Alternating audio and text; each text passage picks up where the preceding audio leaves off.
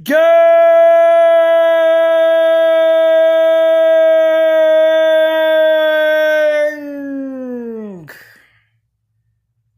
Let's go! This is your host with the most, the epic, the one and the only, Warhammer Forge Gang, everyone!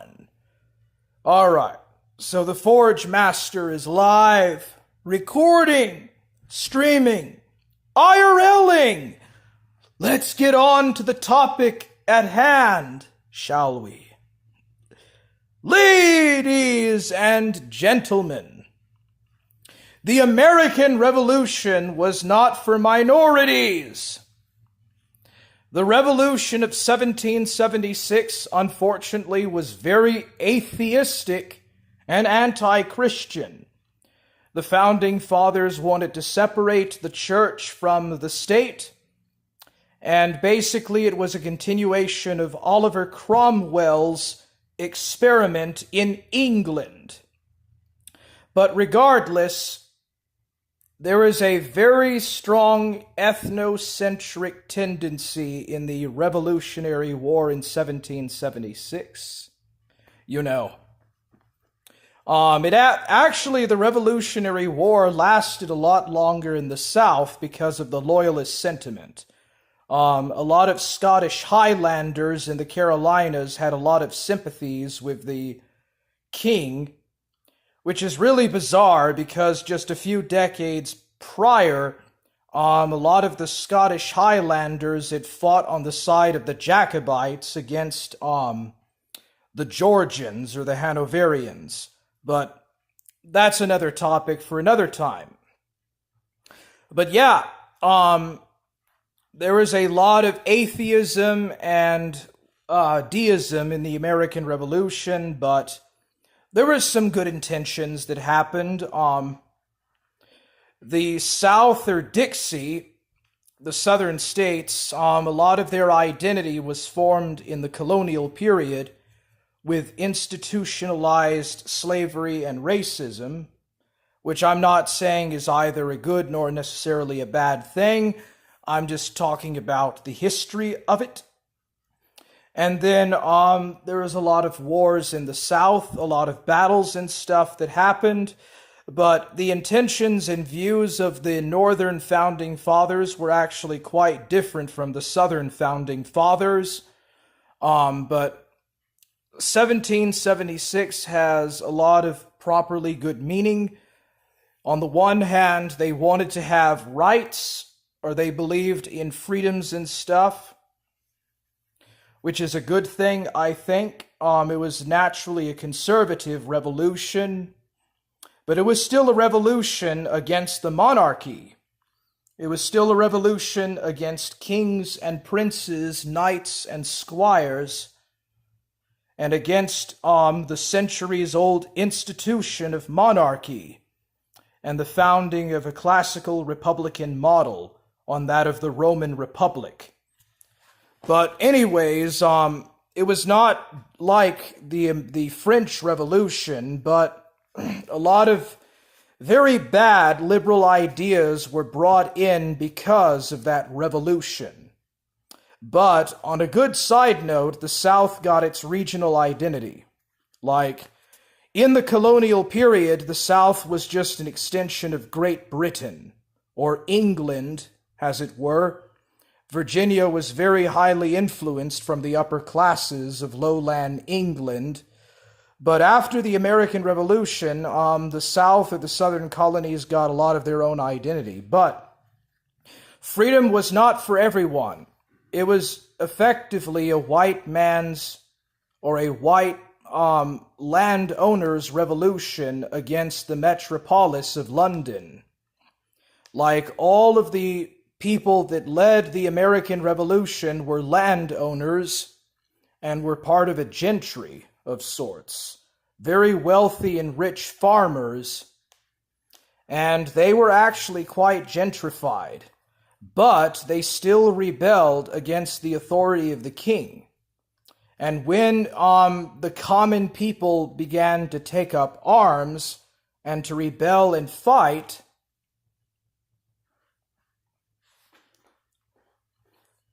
it started to pretty much go. It was a middle-class revolution. The American Revolution was of a bourgeois, middle-class nature, where leaders that were elected into office and were not part of any sort of guilds or part of a particular established church or some sort of a nobility began to take power and to begin to run and influence things without any sort of royal granted titles or titles of nobility. You have very ordinary men doing so. George Washington actually descended from cavaliers, English cavaliers from the north of England.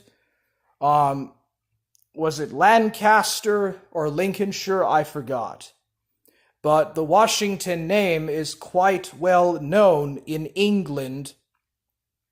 But yeah, the Founding Fathers fought for states' rights, and that's the primary thing to really consider. The Articles of Confederation protected the sovereignty of all of the different states. They protected the rights of state sovereignty and the sovereignty of independent private citizens who were loyal to the government, and the Union was only born in 1787. So the American Revolution in and of itself was very much like that of the Confederacy. There is a lot of commonality between what the Patriots were fighting for in the American Revolution and what the Confederates were fighting for in the war between the states. It was also an extension of the English Civil War. And the American Civil War itself has many similarities as well with that 17th century fight between the Cavaliers and the Roundheads. The deistic conceits of the Founding Fathers and their ideas regarding emergent phenomena only managed to work because they were surrounded by a Christian society that was maintained by church observation. Absolutely, dude. Like 99% of Americans did not follow the Enlightenment. They actually believed and they followed the ideas of Christendom. America was not some kind of a new civilization or some sort of a new Atlantis, although there was aspects of Francis Bacon's New Atlantis model that was transplanted into New England by the Puritans and the Pilgrims. Not all of America, or what became the United States, was a different civilization.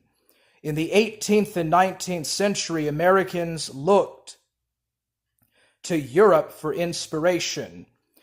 Just as Europeans today actually look at America and are greatly inspired by American culture, Americans in the colonial period all went to colleges and universities in Great Britain to learn. Ben Franklin went to a university in England, and I think he was trained with a scholarship in England as well. A lot of these people were very well connected. The Quakers in Philadelphia were very closely related to and had very strong trade and mercantile ties with Quakers in Britain, for example. And they were very close-knit. Hundreds of years down the line, once Christianity had been fully eroded, the bottom fell out of the society and chaos ensued. Yeah, that's right. Well, the rise of atheism really started to happen in the mid-20th century. Actually, the Founding Fathers and the people that pushed the Enlightenment, they had reservations. The secular society really only started to take shape in the mid-20th century after World War II or during the Cold War because of the influence of communism, capitalism, the rise of neoliberalism, and basically the reorientation of Western society away from the church and towards wanting to strike it rich, wanting to have business entrepreneurship. Well, this actually started in the 1800s. But in the 1700s, the West was it was already very wealthy and rich, certainly more so than the 16th century in the Tudor period, but it was still relatively very much oriented towards the parish model church. But one of the problems with the American Revolution is it destroyed the feudal parish model of the church, and it led to a branching of all of these different, very small, very localized churches that sprang up. For example, the Baptists and the Methodists gained the majority of converts and followers, whereas before it was mostly Anglicans and Presbyterians. Like colonial America reflected the Presbyterians and the Anglicans of Britain, and then it converted massively to Methodism and to the Baptist Church. You know, Catholicism also made a lot of leeway after the Revolutionary War because there was no longer any kind of penalties against Catholicism. Catholics and Jews were given full American citizenship, and an entirely new conception of being American came of age. At the very beginning of the 1700s, under the Hanoverians, who had the clear upper hand against the Jacobites, the agrarian revolution took place, taking away the common land. Then the Union was esta, and on to the Industrial Revolution, game over. Yeah, well, the Industrial Revolution led to the rise of social Darwinism. Like Charles Darwin's ideas would have been impossible to fulfill in a pre-industrial society. No one would have followed any of Charles Darwin's ideas or any of his conveyances. You know, the same thing with Robespierre and these other people. But yeah, but the American Revolution, basically, it gave full citizenship to all white Americans. And, you know, by the era of good feelings, basically all white men had the right to vote and could be elected into office. So it wasn't entirely a bad thing. There was actually a very strong white ethnocentric sentiment. But then in the Civil War, another type of revolution happened. And the egalitarianism and abolitionist aspect, and especially the Jacobin influence, was really strong. Abraham Lincoln, at various times, said that he did not really believe in a personal God. He believed in an impersonal God, and he never really went to any church. Like, he was non-denominational, and he was a deist. And Lincoln basically wanted people of all races to enjoy the privileges of the Bill of Rights and the Constitution. And so emancipation and egalitarian freedom and basically free mercantile orders was the triumph of the industrial society in America. America industrialized during the Civil War and after, you know, and even before it, you know, but yeah. So the slaveholders of the South were probably the last serious gentries.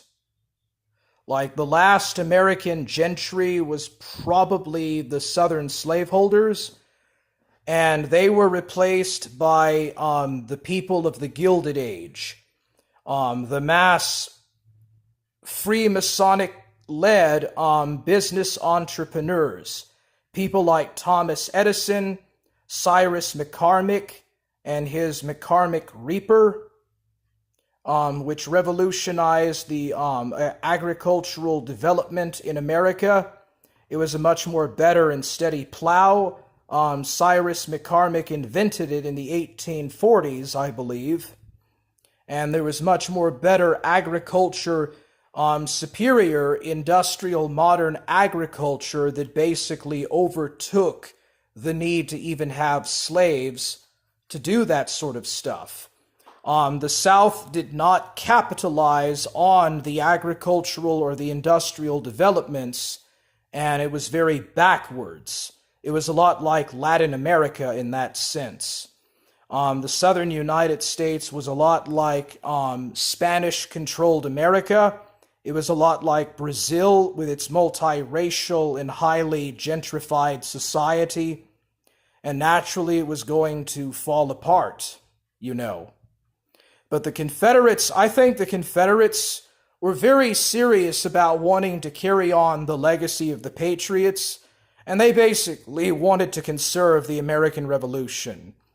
You know, the Confederate flag was still red, white, and blue, like the American flag of the Revolution, and the Constitution was not very different from that of the original American Constitution, but breaking away from Britain, by breaking and cutting their ties away from Britain, the South basically condemned itself into an egalitarian union, and ultimately it destroyed itself and its aspirations for the Golden Circle, you know, for the expansion of slavery into Cuba, into Mexico and Costa Rica was doomed to fail because of the industrialization of the North.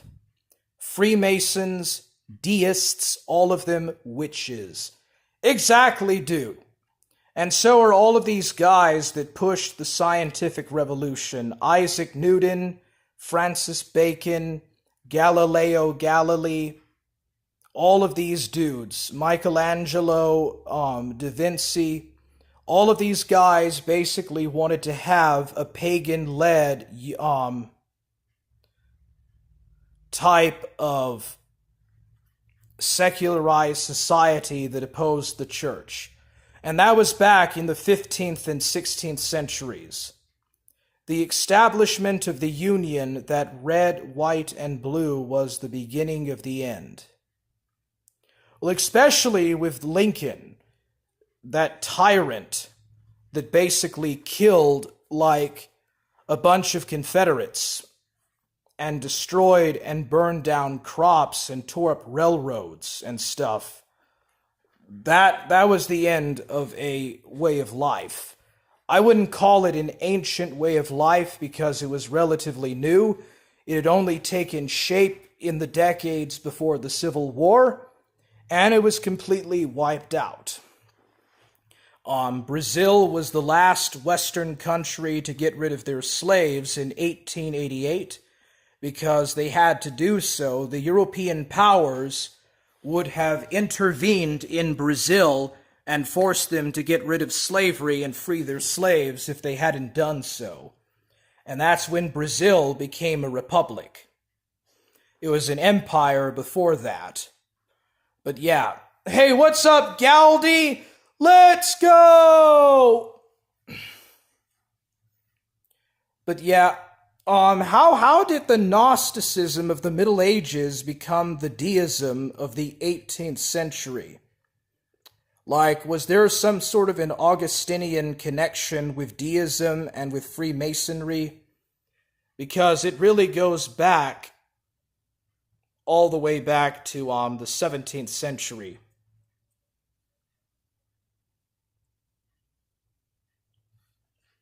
Oh, you're talking about the Union Jack, the United Kingdom of 1603 and 1707.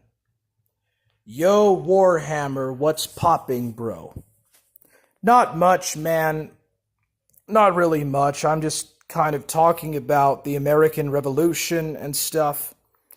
The British Union flag, even the Scottish Highland, Presbyterians joined with the Jacobites to fight the centralization of the Union.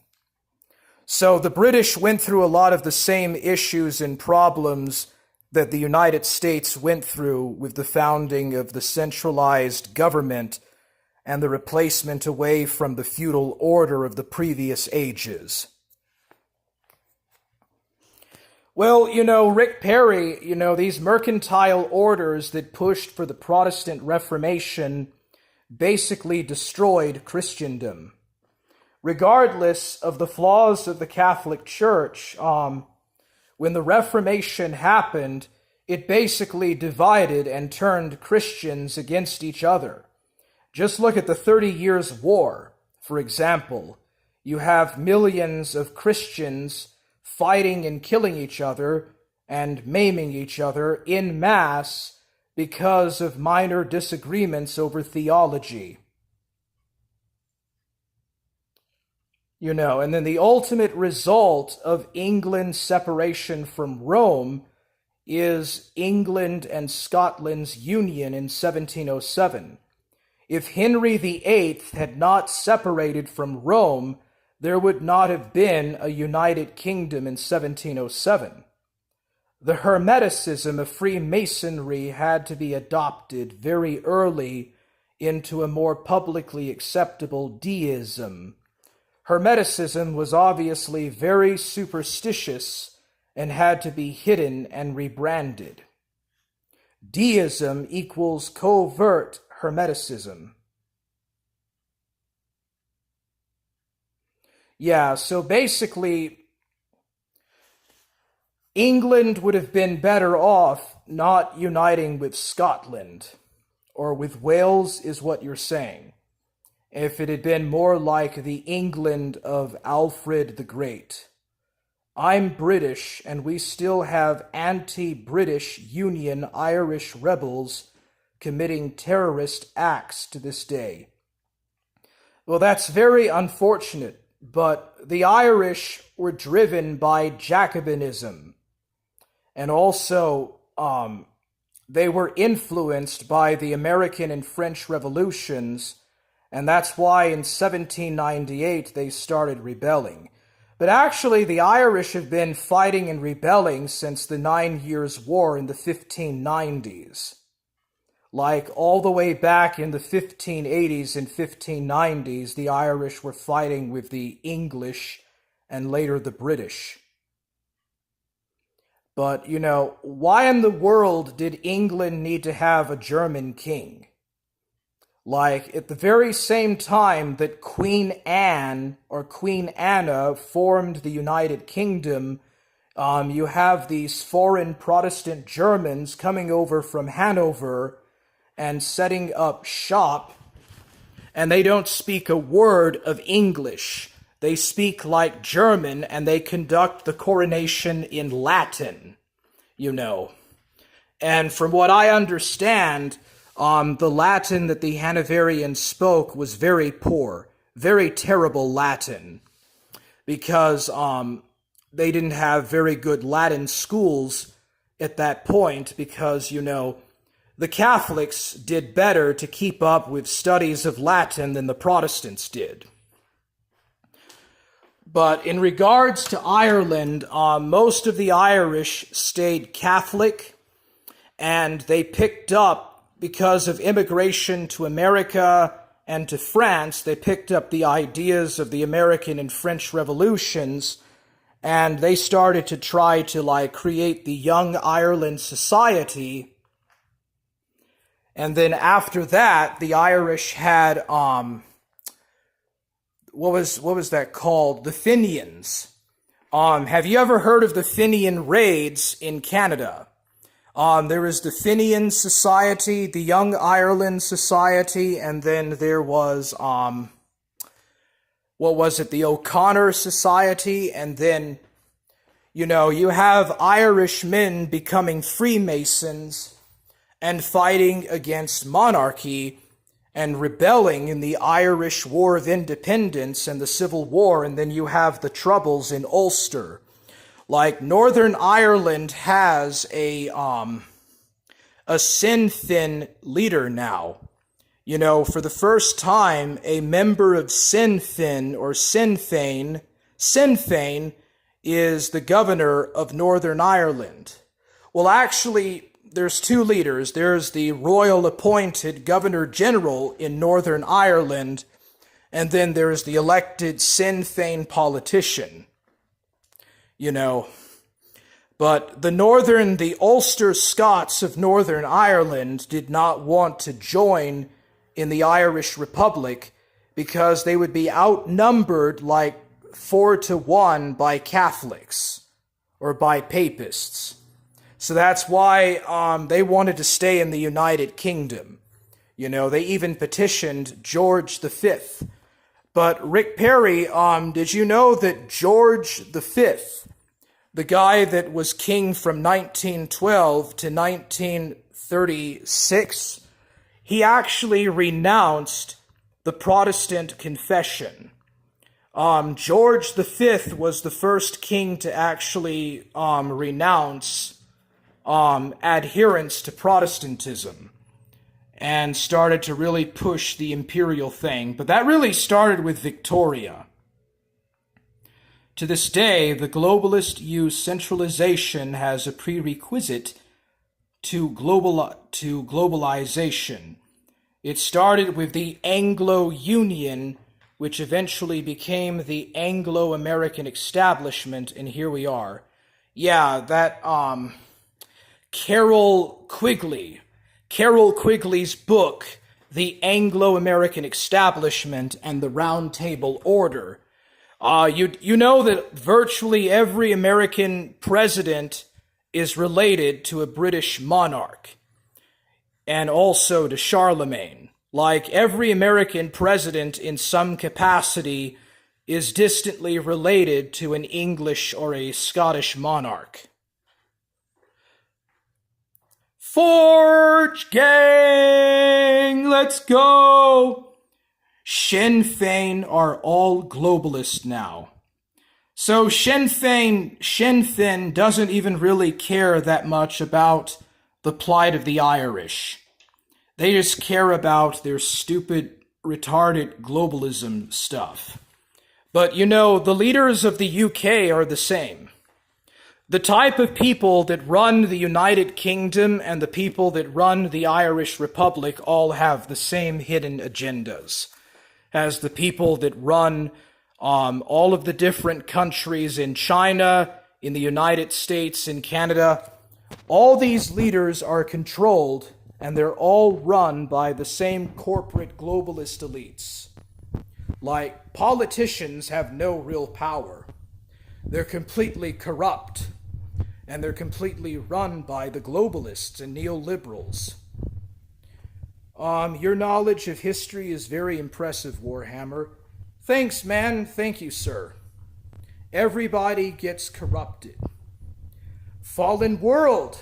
We live in a fallen world of sin, with people that are easily manipulated and controlled because they are fallen in sin and they worship the gods of this world. Like, these people worship the god of this world. Hammer's historical knowledge is based. Well, dude, you're very knowledgeable about the Royal Arch and the Third Degree, and all of this knowledge about Turkish, Moorish, and like Western Freemasonry, which I'm really impressed by. Total globalists. Justin Barrett is pretty based from the National Party, but I don't live in Ireland. Well, Ghost of Niccolo, did you know that a Muslim was in the Irish Parliament in the 2000s? Like, did you know that one Muslim was elected to the Irish Parliament?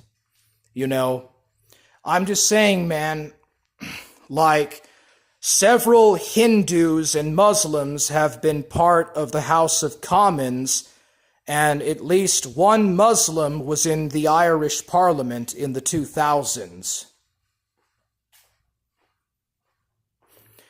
You know, so Dude, Western Europe is so bad right now. Like, what's going to happen if the Russians cut off the petrol, gas, and oil to Europe? I've heard that the Baltic states are particularly vulnerable to that. If you're uncorruptible, you will never be given any kind of political office. You know, dude, that's just insane, bro. Righteous men should be the ones that should be running things, and not these people that only do it to fill their coffers with cash, with dollars and pound sterling and yen and the renminbi and all of this, and the euro and all of these other types of currencies. The only thing that these politicians want to do is to rip off the poor and middle classes and the dwindling middle class and fill their own coffers with millions and billions of dollars, or euros, or yen, or pound sterling, or whatever. That's all these people want. They're inherently selfish and greedy, and they want to control the world's population. You know, they want to basically depopulate the earth.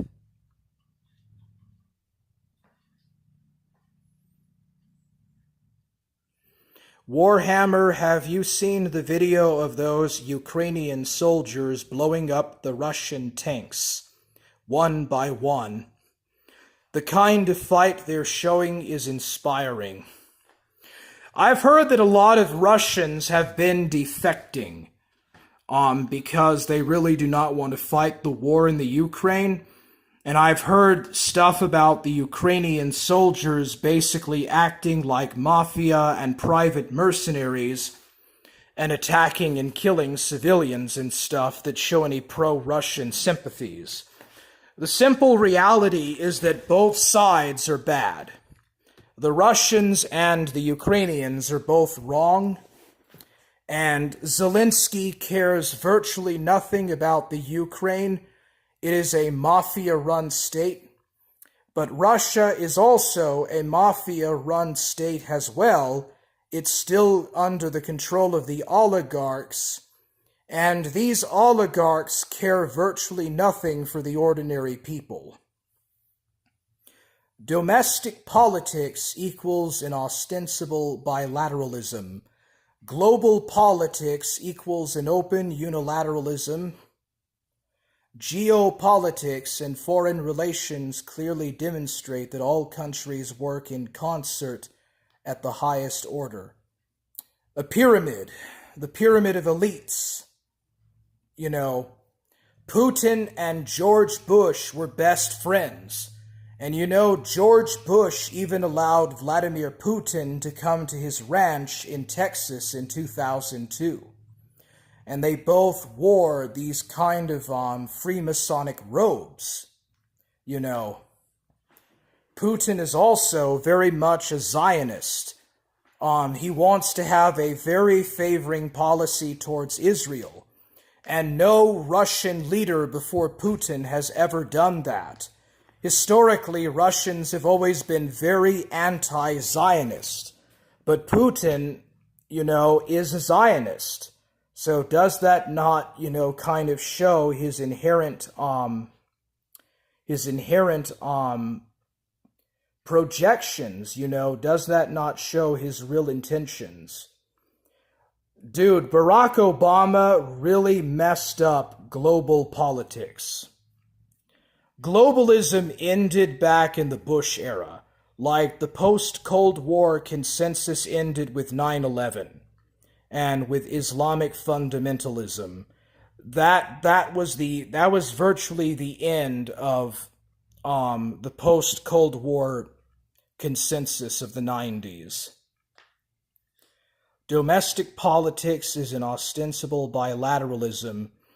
Well, this has been going on since the Bronze Age, like the stuff between the Egyptians and the Hittites, and their international treaty obligations.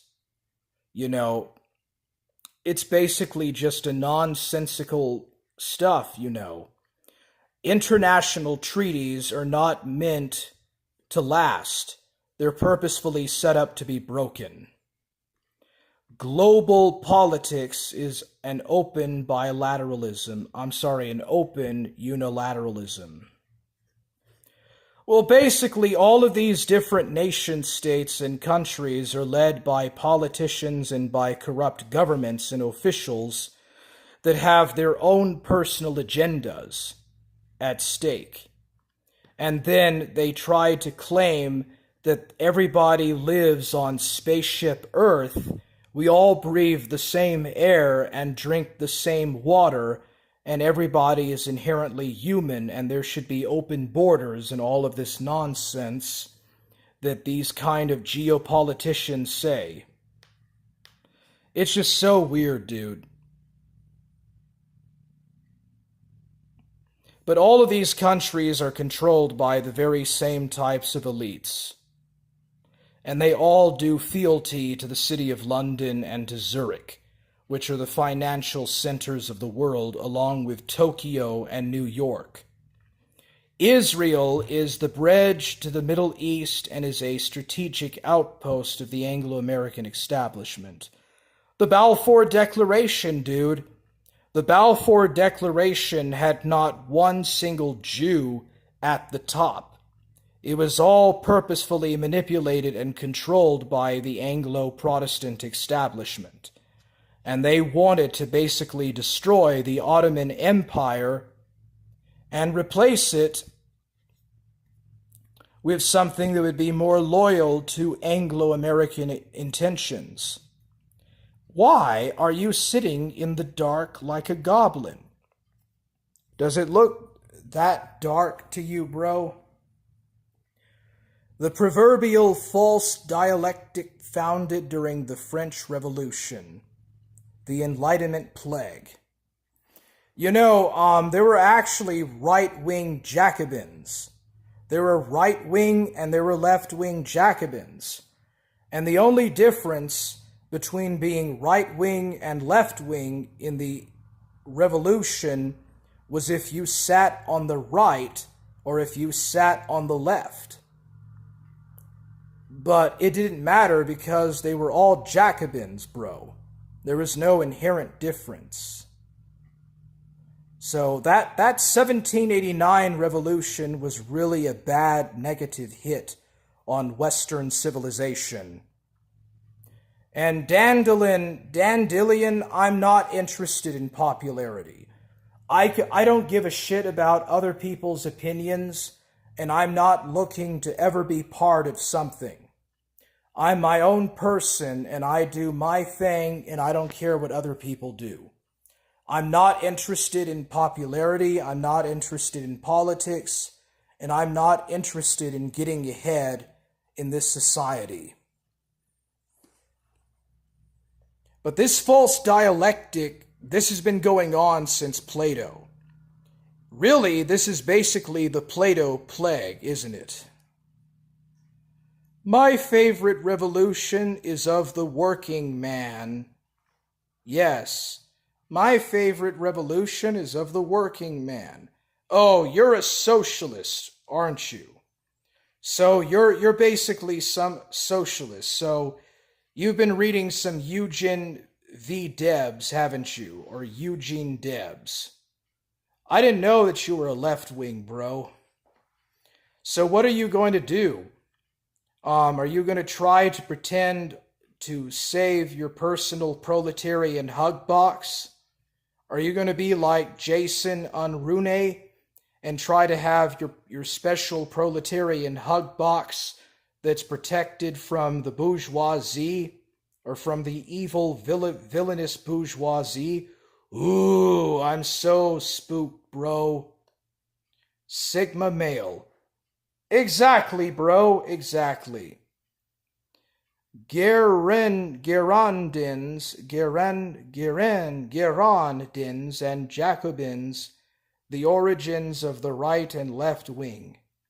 The Hanoverian Freemasonry was Girondin, and they took over the Jacobite Freemasonry to use has a means of revolutionary subversion. Well, basically like Simon Bolivar. Basically just like Simon Bolivar and Fidel Castro, Lenin, Stalin, Mao Zedong, Pol Pot, and all of these other people. Kim Il Sung,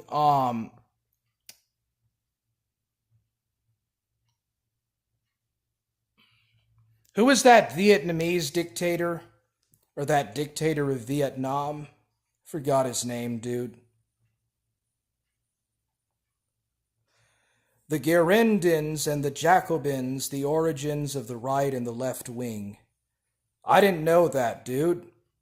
The Hanoverian Freemasonry was Girondin, and they took over the Jacobite Freemasonry to use as a means of revolutionary subversion.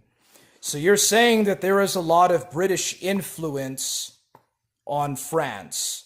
There is a lot of British influence or English influence on the French Republic of the 1790s. All right. Hence the British adage, an Englishman is a gentleman at home and a revolutionary overseas. Crazy, dude. Why were the British so interested in spreading republicanism to other countries around the world, but at the same time maintained a monarchy? I never really understood that, or was that just part of the British plot to basically have a world empire on the model of John Dee? It's okay, Warhammer. Socialism looks after the likes of you too. I'm not a socialist, okay? Jesus Christ was a theocrat. He was not a socialist. Socialism invites egalitarianism. You're inherently an egalitarian and a liberal or a libertarian. I don't care about your Simon Bolivar libertarian bullshit, Dandelion. All revolutions come from above. As above, so below. That ancient satanic proverb. As above, so below. Pol Pot. Yeah, Pol Pot. The leader of the Khmer Rouge in Cambodia. Hey, what's up, Bronx? Yo, homie! Little Shimmy in the house, bro! Shout out, Little Shimmy! What's up? Let's go! The Scottish Rite, which was hijacked, Jacobite Freemasonry, was the irregular Freemasonry, originally used as a subversive force to create revolutions to serve the British cause. Well, I do know that France and Great Britain were rivals for hundreds of years. England and France were always constantly fighting each other from the Norman Conquest through the 100 Years' War and through the Second 100 Years' War and Queen Anne's War, King George's War, the War of the Spanish Succession, the War of the Austrian Succession, and the 7 Years' War and stuff. The French even supported the Americans in the American Revolution. So that's quite interesting.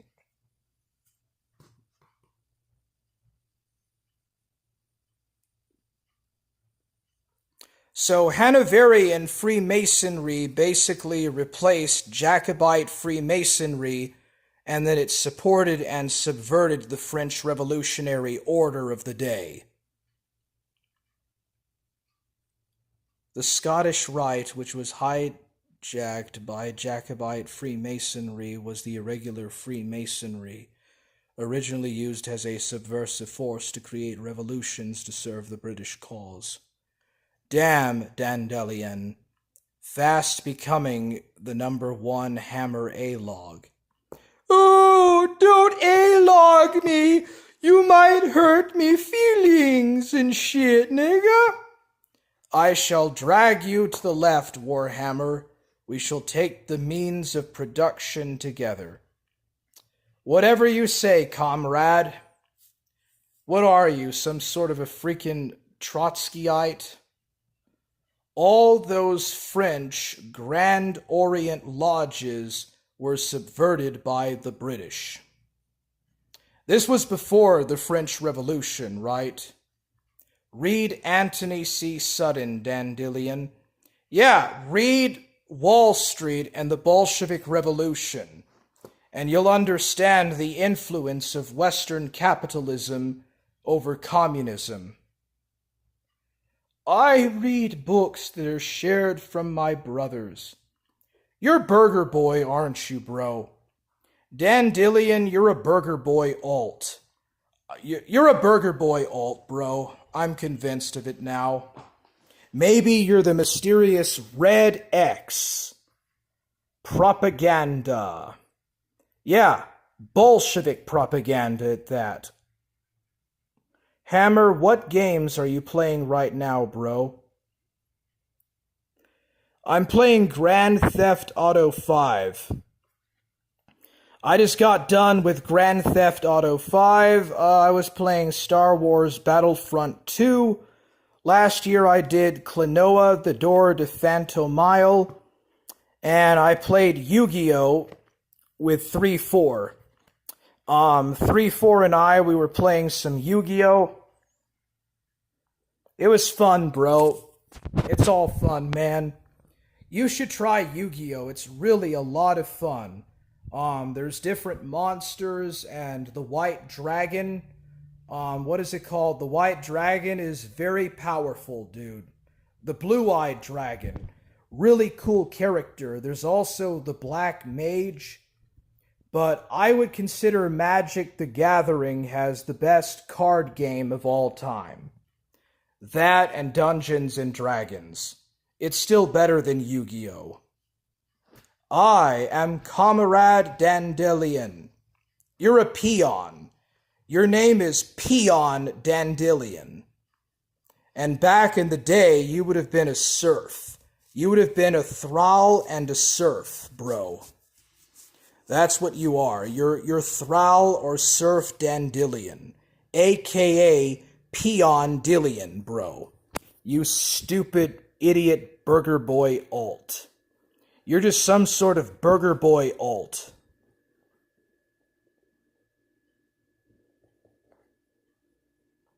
Hammer, you should try a game called The Outer Worlds.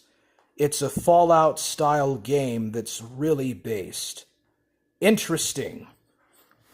Was it produced in Japan? Like, most video games today are in Japan. Or produced in Japan. But yeah, I'll try it out. Fallout-style game that is really red-pilled and based. Interesting. Socialism was a capitalist creation, only intended to be a transitional means to destabilize countries and subvert their old world traditions, pursuant to the establishment of the Novus Ordo. You know, Franklin Roosevelt talked about the Novus Ordo, aka the New World Order, and he pushed a lot of these kind of socialist policies in the New Deal. Join our union, brother Warhammer. Brazis vas pashezna savabra badozni razar kamaradandilinski havaras parozi shapra probodajni. Yeah, dude, go back to your hug box. The Outer Worlds was produced by Obsidian. I think they're an American company.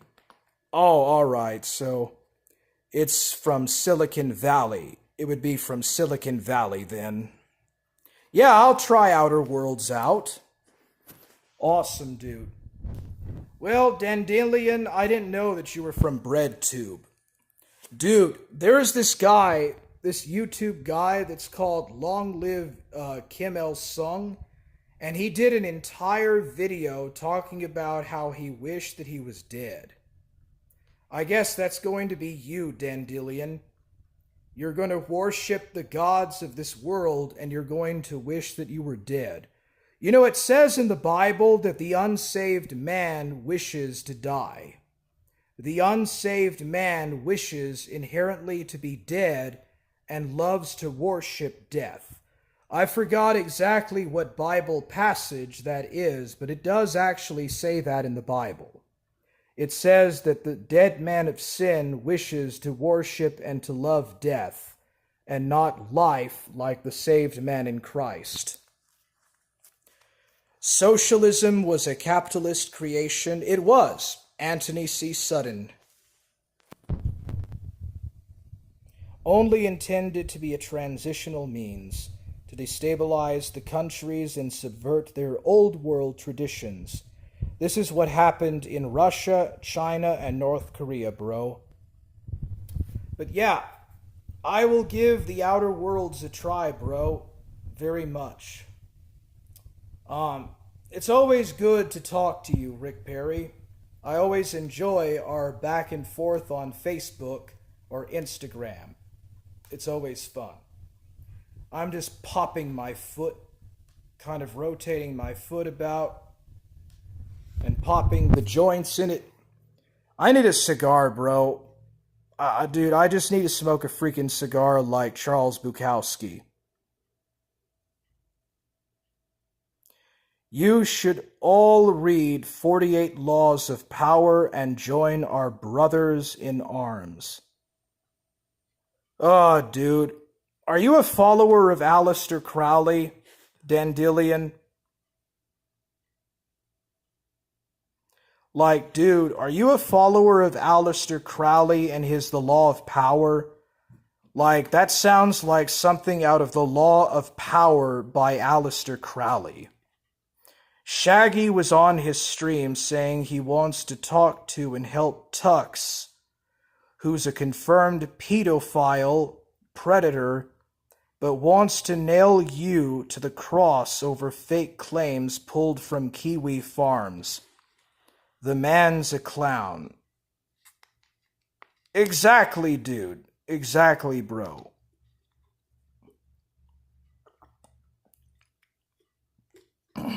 Dude, Shaggy is such a contradictive cunt. He's a self-contradicting twat, bro. He needs to go, dude, and Tux needs to go sod off, bro. To use some British slang, Tux needs to go sod off, bro, and take the piss. I'm so glad that that guy is off the internet, but you know that he'll never be gone forever, dude. But Tux is a real pedophile, just like DJ Axel. They're both real pedophiles, bro.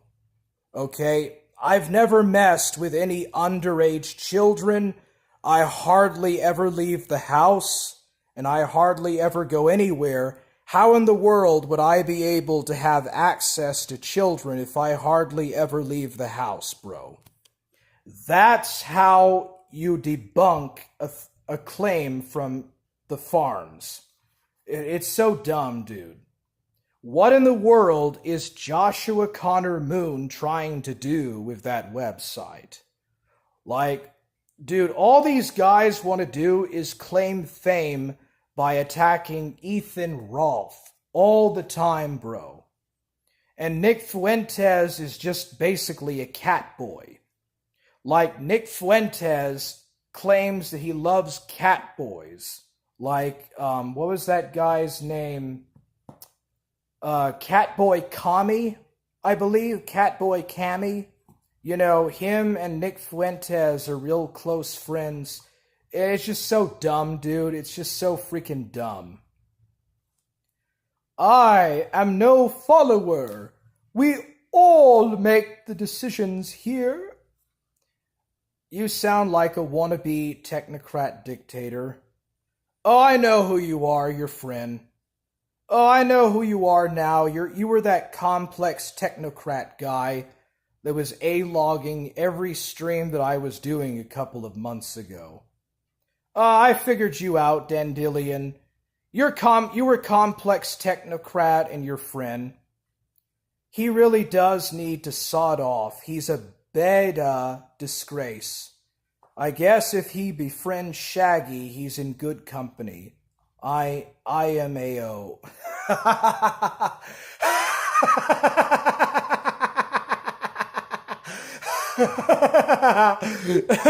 Yes. Shaggy is constantly seething and coping because he could not keep up with the hammer! Forge Gang! Let's go! Let's smash them out, bitch! Hey, man. Hey, Mormon Shaggy, man. You got smelted, man. That's what's up, man. You got smelted by Hard Man. Egalitarianism, where some are more equal than others, like Animal Farm. On Animal Farm, the leadership have more access to the resources because they are more equal than the so-called lesser people, even though they claim that all men and women are born equal. Some are more equal than others. That's just basically Bonapartism right there, Rick Perry. That's Bonapartism. Shaggy needs to be smelted until he loses his stubborn pride. First the pride and then the fall, as they say. You know, there's this proverb, first comes the pride before the fall. Always the pride before the fall. Or something like that. And basically, Shaggy and Tux are two birds of a feather. You know. They're two birds of a feather, bro. Let's go! Forge Gang! Let's go! Hard!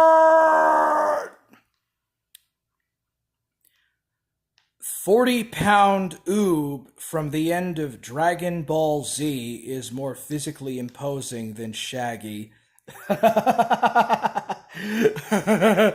Dude, Oob looks like he was in a famine, dude. Oob looks like a Pakistani or a Hindi that was in the middle of a famine, you know, with his ribs or something, dude.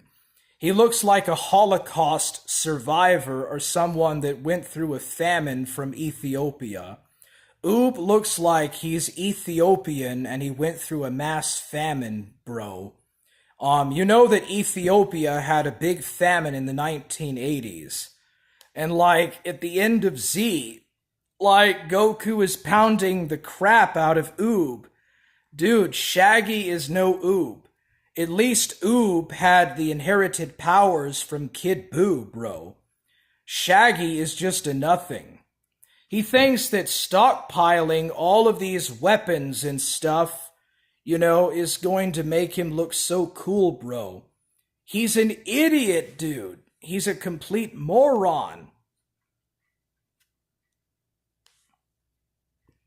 It's a good job you live away from real civilization.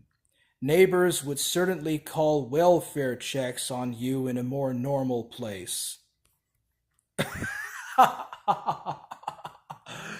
Dude, what are you even talking about? What in the world are you even talking about, dude? Like, seriously, get real. What in the hell, dude? Like, get real, bro. Ghost of Niccolo, 1611, the King James Version book of Proverbs, 1618. Pride goeth before destruction, and a haughty spirit before a fall. Exactly, dude. A prideful man, a prideful sinner, and an unapologetic sinner is always doomed to destruction, dude. That is, dude, thank you, Ghost of Niccolo, for posting that passage, dude. We need to quote more Bible passages, bro. The Bible is just totally infallible and is the sole word of God. Ha ha ha ha ha. He really does. The first thing Goku should have done is give him a chicken leg to put some meat on his bones. Exactly, dude, bro. Maybe Oob is anorexic. Like, is Oob anorexic or what, dude? Shaggy is really anorexic. But dude, Goku is like 5'7" or something. So Oob is like around 4'8". Dude, that guy is really skinny, bro. He needs a chicken leg from Kentucky Fried Chicken, bro. Lol. There's lots of lol cows up in this bitch, motherfucker. This is the hood, nigga. We're in the hood, man. We smoke pot and weed up in this hoe, bitch. We fuck them hoes hard. Proverbs 18:9. Whoever is slack in his work is a brother to him who destroys. Oh, so now you're going to start quoting Bible passages like Zoom or Corey Barnhill.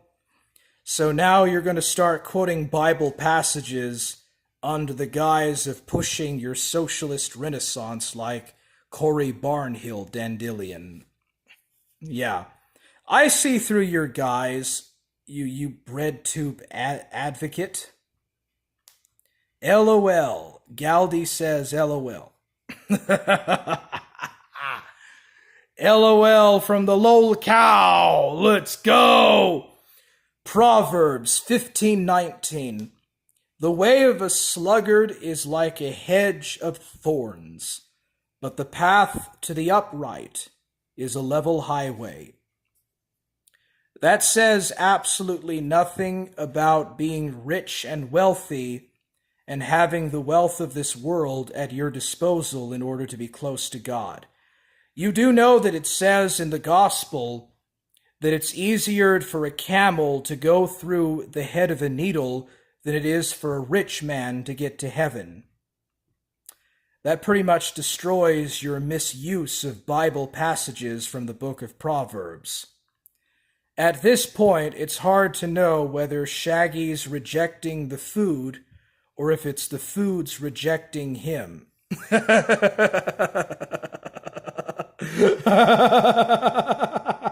Exactly, dude. Yeah.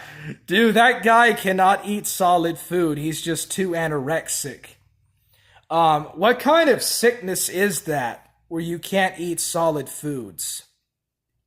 He needs the daimyo to baby spoon feed him, bro.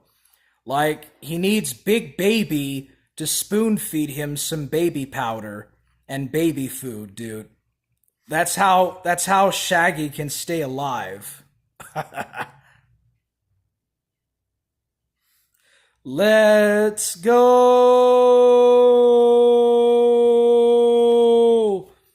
If Shaggy rejected Asian prostitutes like he rejects food, maybe he would not be in the position he's in. Yeah, dude, women are a device of corruption. Sex with women, for the most part, is a device to sin and corruption, and it also causes you to catch STDs and to get AIDS and stuff, bro. Exactly, dude. Like, having sex with all these prostitutes is just sinful. and it's inherently stupid. You should not have sex with a bunch of wild women like that. Those women have no morals and they lack any convictions. Why in the world would a man of convictions go out with a prostitute like that? You are now saying the Bible is not good enough. Curious. No, you're misreading what I said. You're intentionally misrepresenting and putting words into my mouth and using a straw man fallacy, bro, like what Rick Perry is saying. Straw man. Shall we revert to leftist sayings? You think that I'm a communist, bro? Like, what is this? Bread tube? No, bro. This is not bread tube. This is the forge! And you get smelted at the forge, bro! That's what's up, Dandelion! You're with hard men! This is not a hug box! This is the forge smelter! And you get smelted! You get felted, brother! That's what's up! Forge Gang!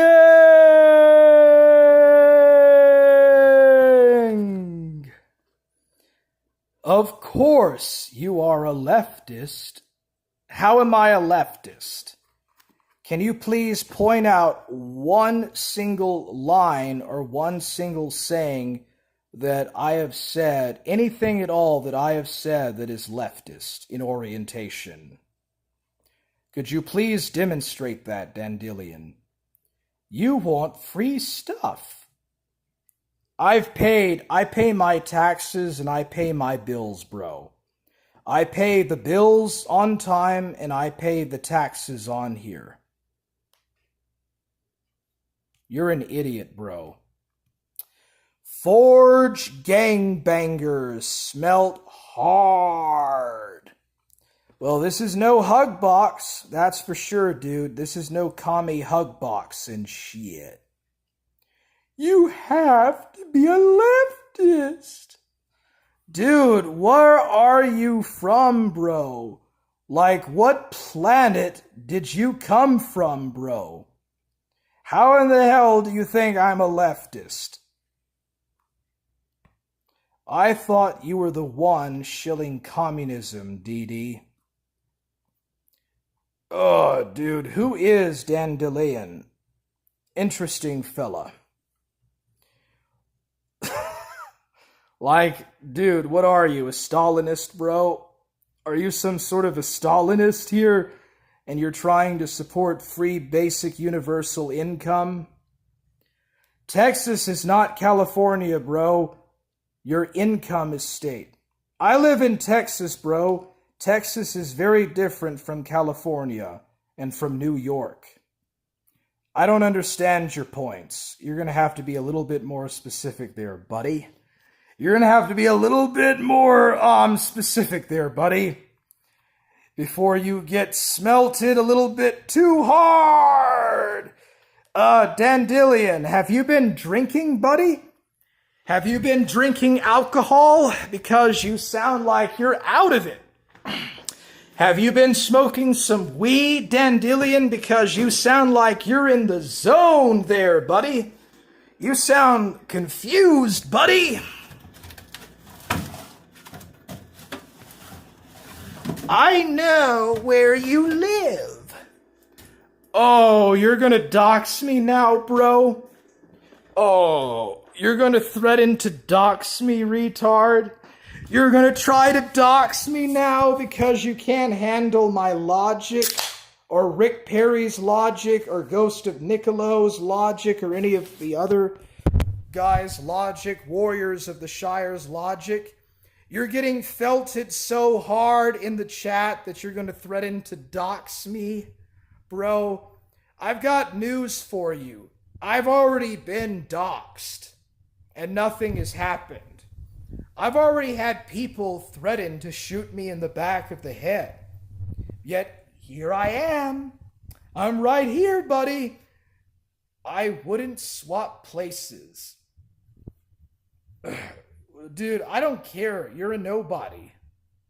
Wow, you are calling my confused, and you just showed them Crocs.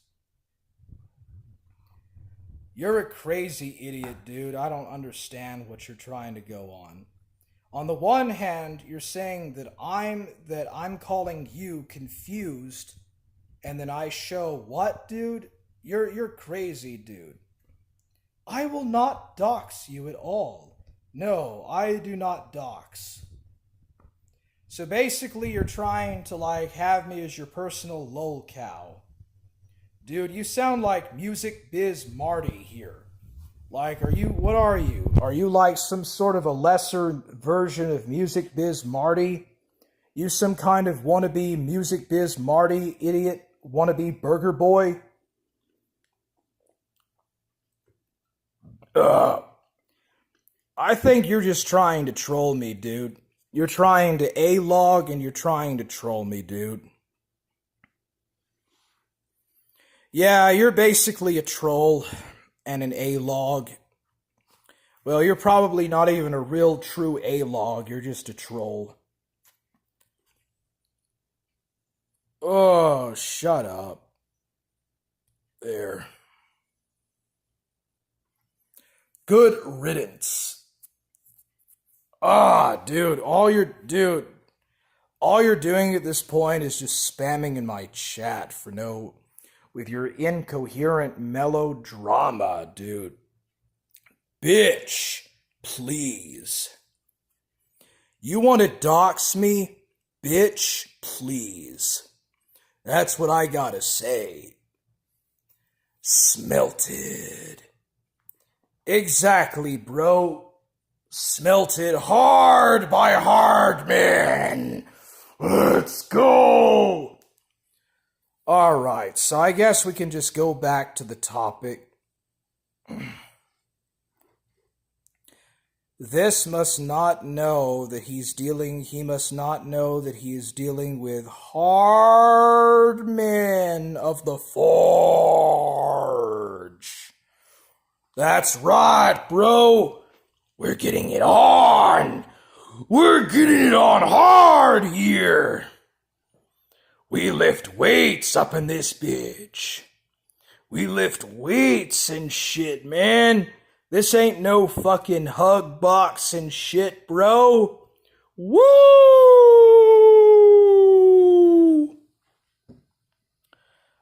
Dude, I was going to ask you, Rick Perry, what is the deal with Southern Israelite and this woman from South Africa?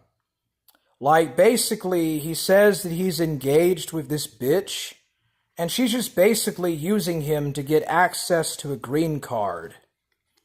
But is this really true that he's engaged? I don't think that he's really engaged, bro. I think this woman is just using him to get access to a green card. She just wants to get out of South Africa. That guy is so delusional, bro. He's delusional beyond rebuff. And by the way, he drinks orange. Did you know that he drinks orange juice? He's done videos where he's drank orange juice, and that has sugar in it. And in one of his anti-neat essays, he says that you're not supposed to drink sugar or consume any kind of sugary beverage. And he drinks orange juice, which has sugar hydrates in it. So dumb, dude. I tell you, when you find the right places to hit Southern Israelite, he's like a bouncy ball, dude. He's like one of those yo-yo balls, dude. He's such a yo-yo. Southern Israelite is such a dumb yo-yo, bro. And he's like, oh, I'm going to write a neat essay and all these things about these derelicts and these needs and stuff. Well, what are you, bro? You don't have a real job. All you do is gamble. You spend all your time going to the casino and gambling and going out with prostitutes. You don't even have a real steady career. And he wonders why nobody wants to buy his stupid books. Oh, please buy my books. I'm starving to death. I'm like Mormon Shaggy.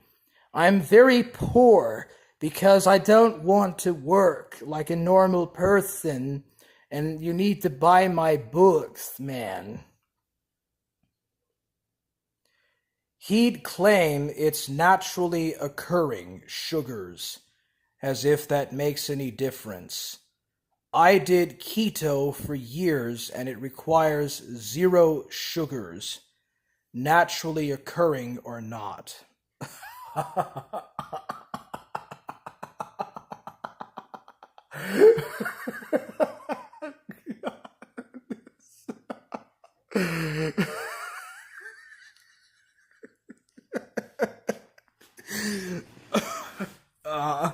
All right, I'm sorry about that. So he would say that it's naturally occurring sugars. Oh, because it's naturally processed, naturally made type of sugars. That makes virtually no sense, bro. That's a no sense argument. It's so. Oh, dude, that's a real dumbass straw man if he were to actually make that. I don't know if Southern Israelite actually has said that or not, and he probably hasn't, but that's just so stupid. Dude, that was just so fucking stupid, man. Hold on a second here. There we go. Get rid of that. He's always not a plaster for everyone. Oh, dude, man. I can always laugh at a good Southern Israelite debunking joke, or a good ass Southern Israelite joke. That guy is such a moron. Everything that all these people have said about him is right. He's a larper, dude. Such a larper. What is keto, if I may ask? Is that like where you put kale and a bunch of vegetables and fruits in a blender and you just drink that and that's keto? Is that like a weight loss remedy or a natural health remedy type of thing? Dude, he's just so dumb, bro. Him and his stupid raw foods diet. You know, like vegetarians and vegans have a better argument than he does, dude. He always conjures up some excuse or other. You can pretty much predict what he'll say. He's very easy to read, bro. You know, he's actually a lot like PPP. Southern Israelite and PPP are very good with analyzing and processing information, but they're very bad at picking up on social norms, basically. But yeah, he's very predictable and he's not that educated. Like, Southern Israelite is not really that well educated, bro. Atkins diet equals 0 carbs. Cool. So that's probably better than that androgynous Vonderplants diet thing. Or androgynous Vonderplanets diet. You know, I've been wondering, but do you think it's possible that Dandelion might be super looming hyena? I wonder, dude. I'm very curious, but why is Pimpin' Pat kissing Southern Israelites' ass as of late? Like, apparently he's in Southern Israelites' Discord, and he's basically kissing Southern Israelites' ass. I've been wondering about that. Like, Pimpin' Pat and Super Looming Hyena evidently have a lot of free time, and yet Southern Israelite says virtually nothing about them. Like, what's up with that, dude? All he does is, like, lash out against me or Reformed Stoic and stuff. And, like, why in the hell is he comparing me to Reformed Stoic all the time? Or Super Looming Hyena does? I don't really understand that, but evidently it's because he knows that we both don't like him, and he doesn't like us, and like he's trying to find some sort of a scapegoat or something, I guess. I don't get it. I really just don't get it, man. I think Stoic might be right. Either he is Hyena, or else they're all part of the same operation. You mean the same intel operation? The same kind of intelligence, psyop operation, or something like that? Very interesting, dude. So basically, he's like a Branch Davidian, and like he was trying to set up a Waco-like incident. Because it seems like a lot of the same stuff that Southern Israelite talks about is very similar to the Branch Davidians. Yep. Oh, shut up. Shut up! Freaking loco. Freaking gonna drive me all loco and shit, man. So you're saying that Reformed Stoic believes that Hyena and Pat are the same person? Or they use the same style of making memes? It's very possible. Pimpin' Pat is a pushover dude. Like, he plays kids' games, dude. He might actually be a pedophile. Like, Rick Perry, Pimpin' Pat might actually be a pedophile because he plays with a bunch of underage kids in Minecraft and on, what is that called? RuneScape. He plays a lot of RuneScape and Minecraft, and there's a lot of underage kids on those sites.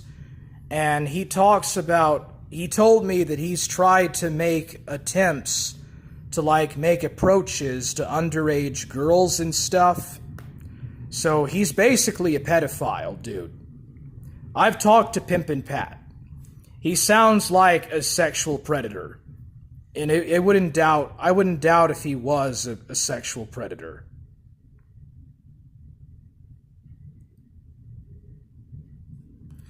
The Branch Davidians were restorationists, and although SI claims to be a Calvinist, he is not. He's a restorationist in the same vein. I think that he was really influenced by the Branch Davidians. I really do. A lot of the exact same thing.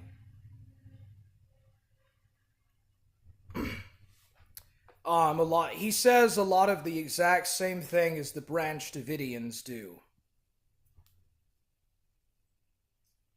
I was concerned that he was attempting to shepherd you in that direction to set you up. Interesting. So you're saying that he was trying to turn me into a terrorist. He was trying to turn me into a cult terrorist, basically. So that's a good thing that I broke away from that kind of Judaizing crap that he was into. But really, he's just basically a Christian restorationist, even though he refuses to admit it. Minecraft and smoke grass.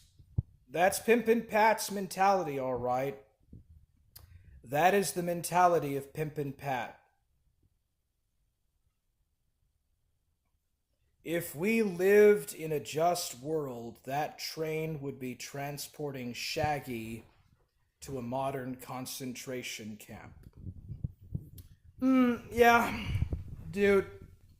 The guy is a nutcase. He's a nut job. He's mentally ill. He calls himself Madman Shaggy, after all. And yeah, it would be better if he were in a concentration camp, nudging you toward criminal activity. He employs elements from various restorationist movements. What was that Catholic restoration movement that you mentioned in the past that was centered in Spain? I thought that was very interesting. I thought that was really interesting about in regards to that Roman Catholic Restorationist Society that you mentioned a year ago. I forgot what it was called. Pat was trying to get you onto Minecraft and drugs. Pimpin' Pat told me that I would lose all of my subs and views unless I smoked grass and played Minecraft all the time.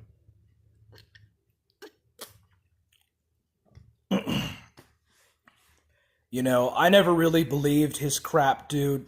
I thought he was full of it. Neo-Chat-Chuminate, or the Neo-Catacuminate. Are they sister sins, or like, what do they do? Like, do they believe that the Catholic Church needs to be restored to the true apostolic faith?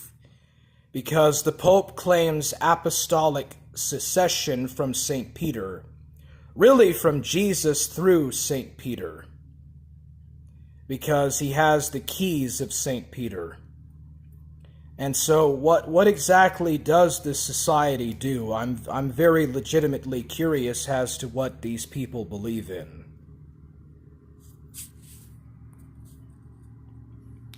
It looks like somebody's mowing something.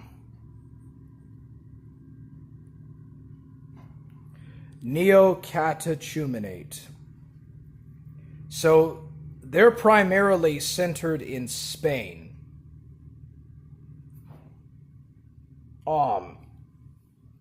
So they do follow the gospel. A restorationist sect, a cult, not a proper religious order. But they are part of the Mother Church. They are directly a part of the Holy Mother Church, correct? And they do try in some vein to try to lead a restorationist movement. But they're basically a small sect. So they're not really pushing a discreetly restorationist movement for the church.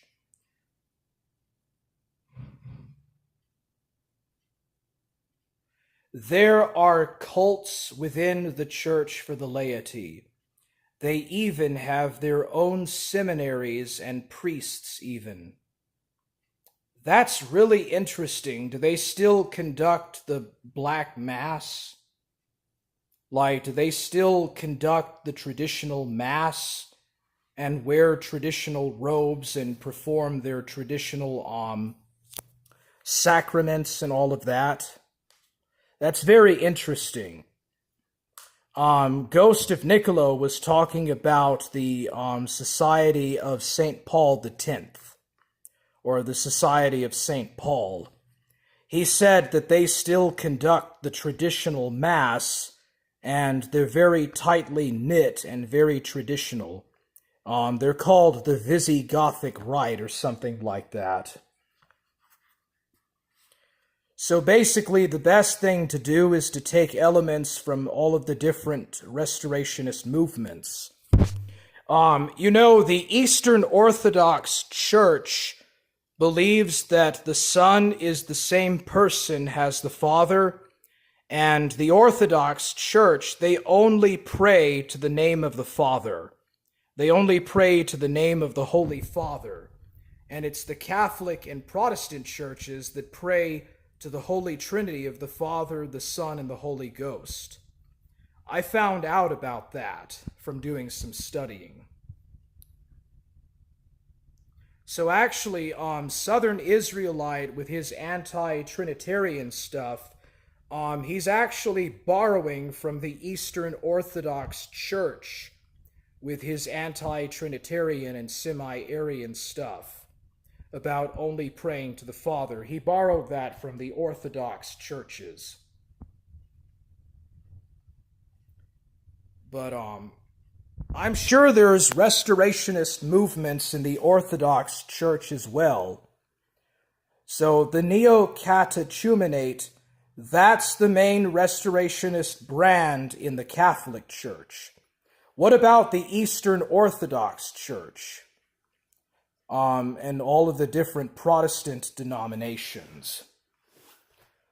So really, not all of these sects really exactly agree on everything, exactly.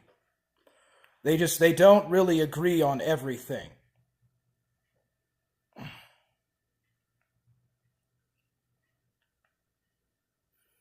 Their sacraments are the same, but their robes are embroidered with avant-garde art, designed by their leader.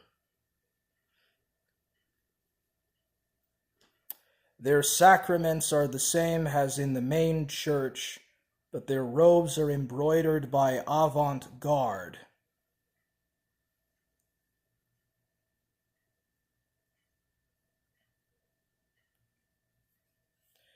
That's really interesting. Their sacraments, so the sacraments are the same as that within the main church itself. And their robes, designed by their leader. So, what exactly do they practice? Like, how do they perform the, what do you call that? How do they do communion, and how do they perform the, what is that, the Eucharist? Or what is it called, the Eucharist? Yeah, the Eucharist. Like, how do they do communion, and how do they perform the Eucharist and all of that?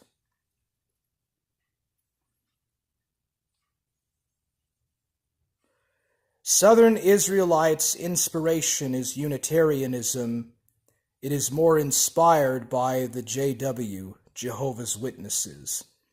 So Southern Israelite is basically a Unitarian, but he's inspired by the Jehovah's Witnesses. Interesting.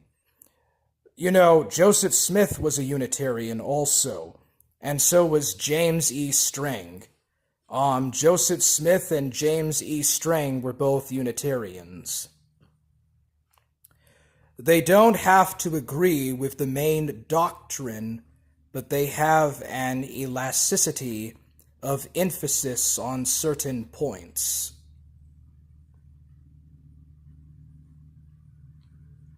So they have to agree with all of the main doctrines within Vatican II. But there's some points of which they can deviate from that.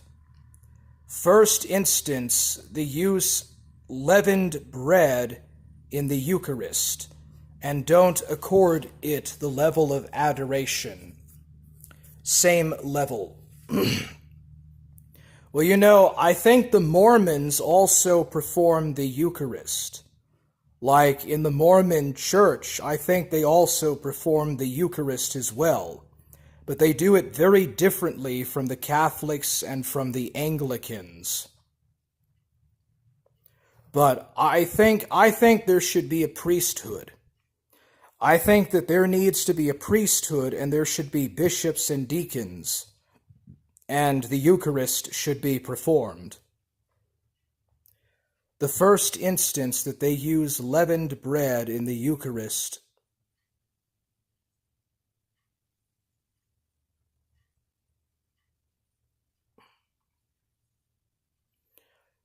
These Unitarian perspectives just betray an ignorance of the nuances of the Trinity doctrine in general. Well, you said that the Trinity is perfectly fine. The main Trinity itself, but it's the Neoplatonism and the Gnosticism that was brought in after the Nicene Council that corrupted it. That later corrupted the Trinity, and that the genuine Trinity is the real Trinity, and the numerical Trinity is an impersonation, or a satanic impersonation. But otherwise, the Trinity is biblical.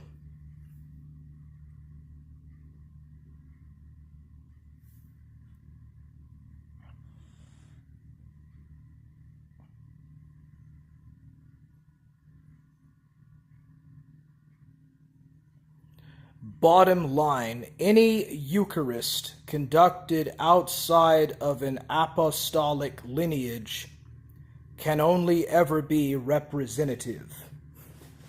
So it cannot literally be the body and the blood of Christ, is what you're saying.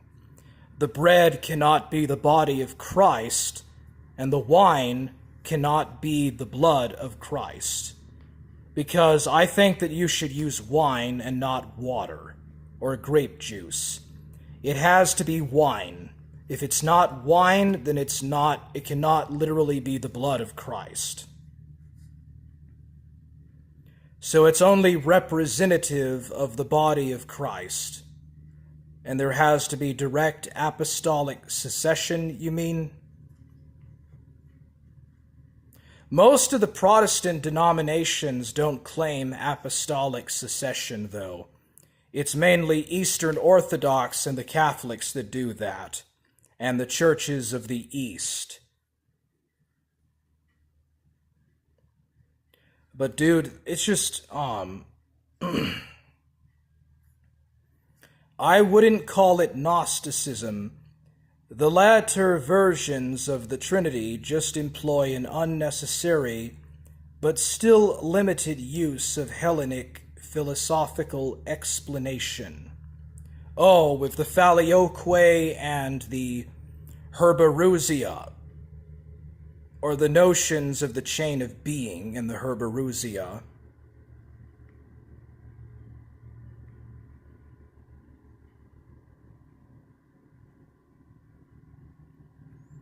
So it's not Gnosticism per se, but the Cathars, for example, were a Gnostic sect, and they tried to mix up Christianity with Gnosticism, and so did the Bogomils and all of these other type of fringe sects, or sects.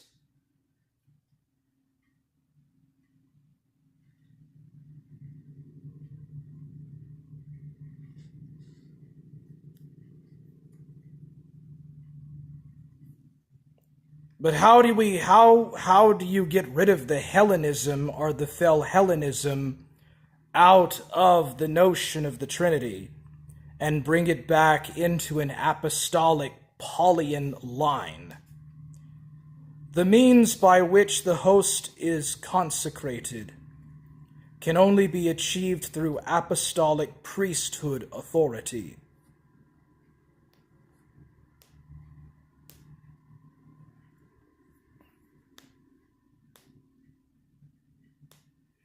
My latest Facebook article gives this issue a good breakdown.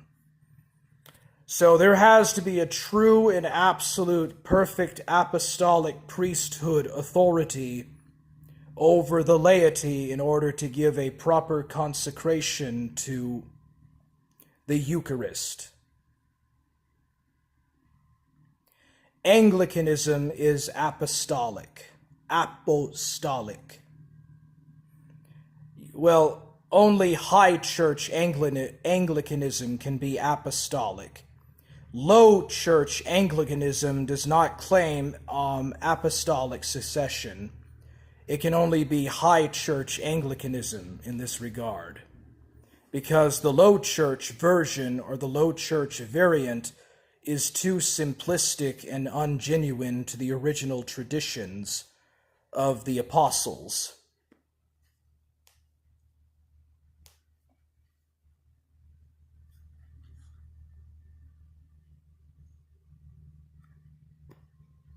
But how much of the Anglicans deviated away from Catholicism?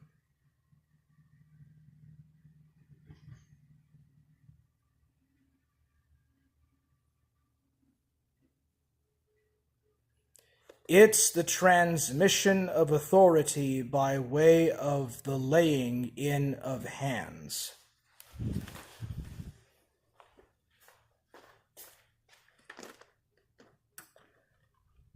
It is the transmission of authority by the way of the laying in of hands. Is this like part of some kind of special ordination ritual? Akin to how the prophet Samuel and Zodak the priest ordained King David, you mean? You mean like in the same way that Zodak the priest ordained and anointed King David? Well, first he ordained Saul and anointed Saul, and then he anointed King David and then Solomon. Anglicanism is apostolic. I already read that. All Anglican orders descend from apostolic authority. They have regular orders. So they follow the kind of same rituals, the same kind of advances and rituals and stuff during the service, or during the measures and meaning of the services held at the church. It's not an issue of doctrine or praxis. Apostolic authority is an unbroken line of priestly ordination from Christ and the apostles down to the present-day bishops.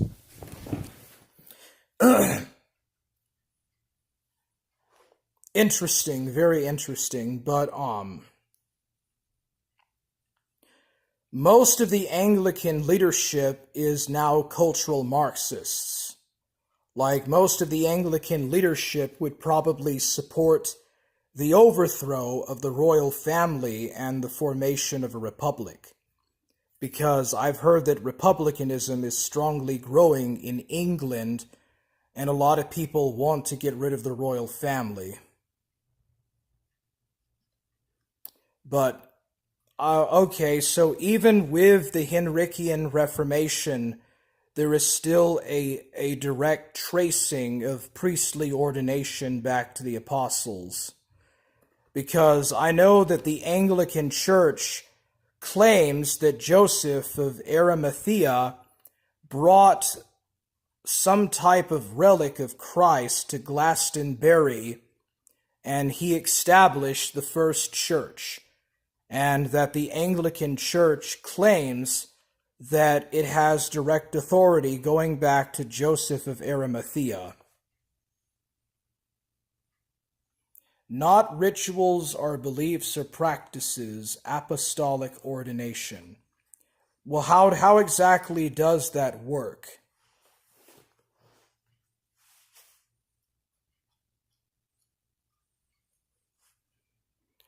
So the older priest or the older priest ordains the newer priest, who then takes his place. Or is he appointed by the king or the queen or what?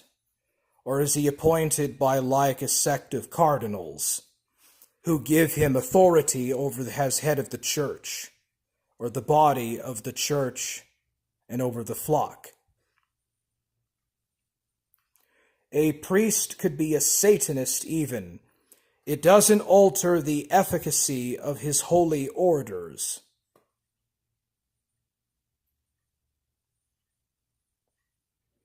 If we had to rely on the holiness of men, we'd have no functional priesthood. Well, Jesus did away with the Levitical priesthood. Like Jesus Christ completely destroyed and did away with the Levitical priesthood, right? And he restored the office of priest, king, and prophet of the Melchizedek order, or of the cult of Melchizedek. But nobody can claim his office, but they can claim the office of an apostle. But dude, no single man should have absolute power. No single man should be given complete and total authority, because he'll just corrupt that authority and become a tyrant, whether he's head of the church or head of state. You have to be careful about these kind of things. An unbroken line of ordination and succession from the apostles to the present day. The bishops are the present-day representatives of the apostles, and priests are ordained by bishops. Okay, I get it then. And the bishops are ordained by the deacons. What do the deacons do?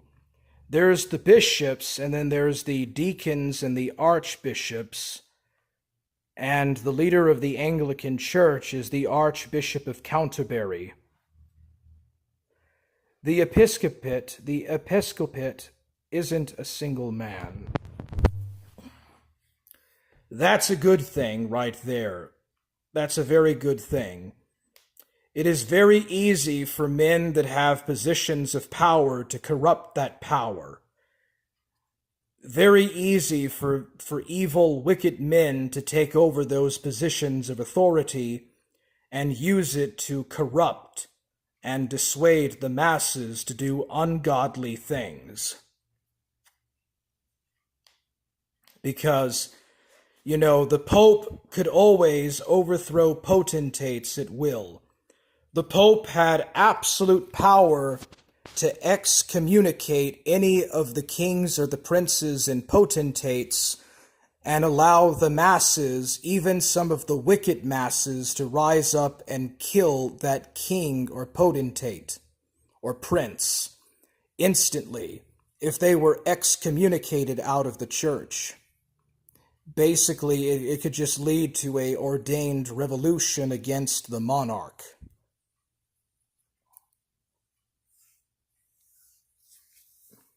But that's a good thing that the episcopacy is not a single man. I don't think it's good to give any single individual total and complete power over the masses, because they will just corrupt that power.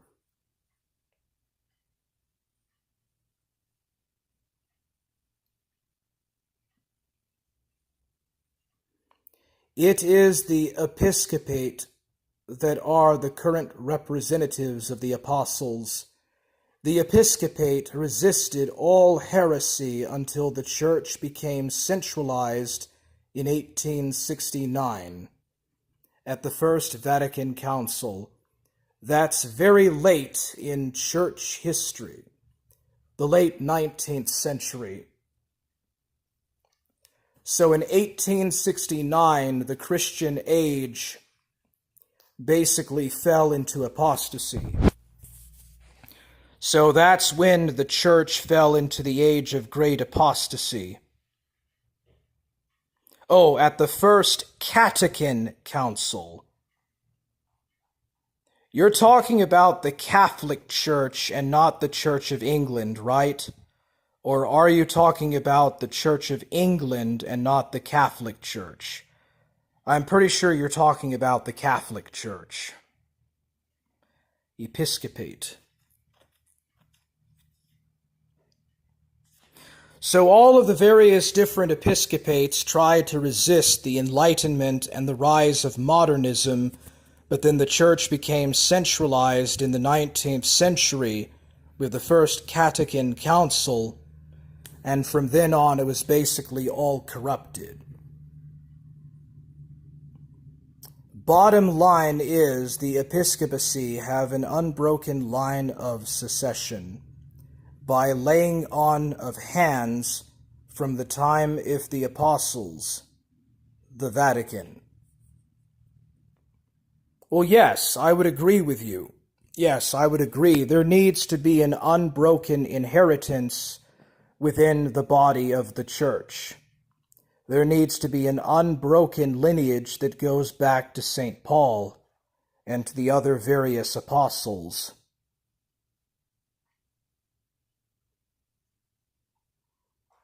The Church of England also have an episcopate, as do the Eastern churches. Well, that's really great, but we don't really have that in the United States. The representatives and leaders of this country do not advocate and are not members of the episcopacy. A lot of presidents were Anglicans, but a lot of presidents were also Presbyterians and Methodists most of the time. So most of our leadership is not ordained and have godly, God-given authority. Most of the churches in the United States are not part of any kind of episcopate. Like, that's virtually non-existent in America. You have a state church that has an episcopacy and a line of succession back to the apostles. America only goes back to 1776. I mean, that's virtually a young country, and there's nothing there to draw American Christianity back to the apostolic age.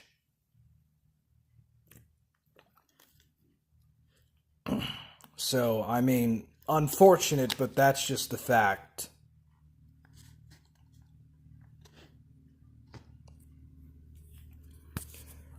I can't find a single church to go to. I literally cannot find any kind of church or any kind of place to go to or any kind of member or body to be a part of. I'm just kind of literally in exile, basically. And it's not easy, dude. It's really hard. It's really hard when you don't have a body to fellowship with, or a body of believers to fellowship with. The primitive church's orders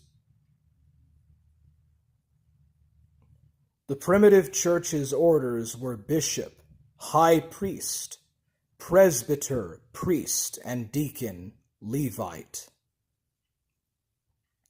So the bishop is the highest office,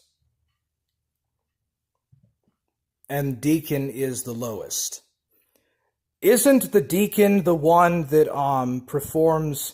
isn't the bishop the one that does the Eucharist, and the deacon follows? The Anglican Church has a presence in the U.S. Drake's dad is a member, LOL. Yeah, I know, but I don't have any family that are in the Anglican Church. And I've never been a member of the Anglican Church myself. But that's pretty funny that Drake Shelton's dad is an Anglican. I didn't know that. Who is his dad anyways? I remember that he said his dad has a Facebook. I guess you found it, didn't you? And I guess you found out about that. No wonder Drake Shelton is so dumb, dude. No wonder he's always seething. His dad is part of an Episcopal church. Oh, dude. Something else, man. Well, the Anglican Church is not a state church. There is a law in the United States that says that we have to separate the church and the state. And the authority of the state is not based on apostolic line of succession. So there are churches that will do that. But at the same time, the Anglican Church in America is not a state church like it is in England and in the Commonwealth countries. Archbishops and cardinals are just administrative offices. And the Pope is just a patriarch, i.e., just a bishop.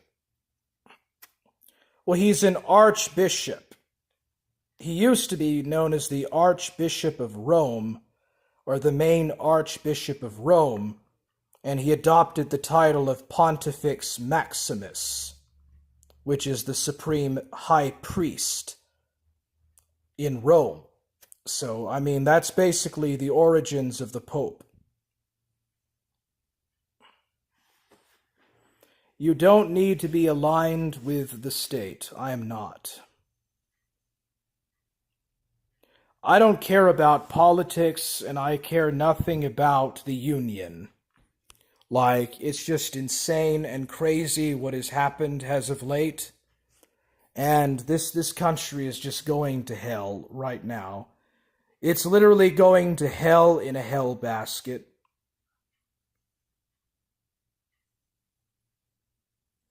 But, the shoes of the Pope is referred to as the martyrs, or it's traditionally called the blood of the martyrs. And he's known as the Vicar of Christ. You don't need to be aligned with the state. I am not. Good. Good. Well, I'm anti-globalist. I don't care nothing about globalism or any of that stuff, dude. And I don't care about the nation state. The nation state failed in the world wars. What else needs to be said about that? You can see the failure of the nation state in the world wars. Archbishops aren't a feature of the original church's institution. Hence, they're just administrative titles. And the Pope himself says he is just a bishop.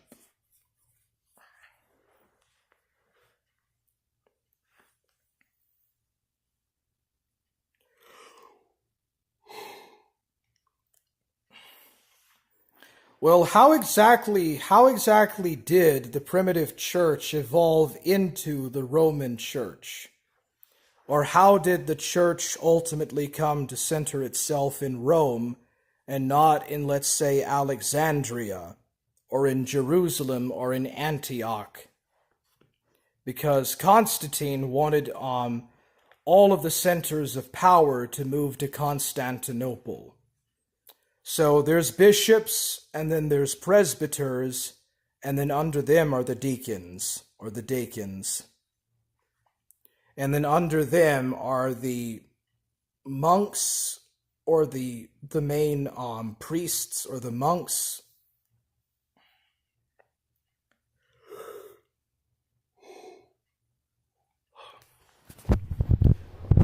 But yeah. So the Pope of Rome is just a bishop, and his office is that of a bishopric. And he's also the leader of the episcopacy. The church has been all over the place. It has. Yes, it definitely has. I mean, for example, St. Augustine was from North Africa.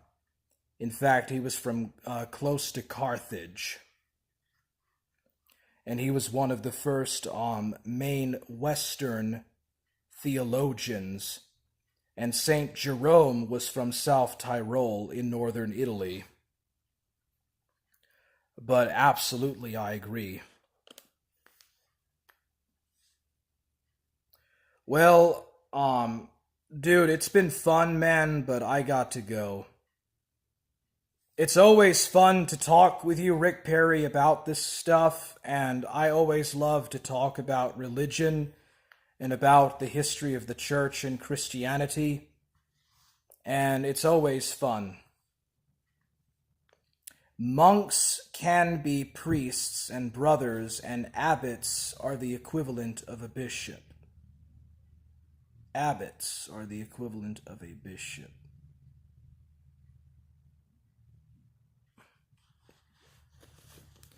But isn't the abbot underneath the position of a bishop? Or underneath the position of a cardinal? All right, well, it's been fun, bros. Peace out, Rick Perry. Peace to you, bro. Rock on, bro. Forge gang, let's go!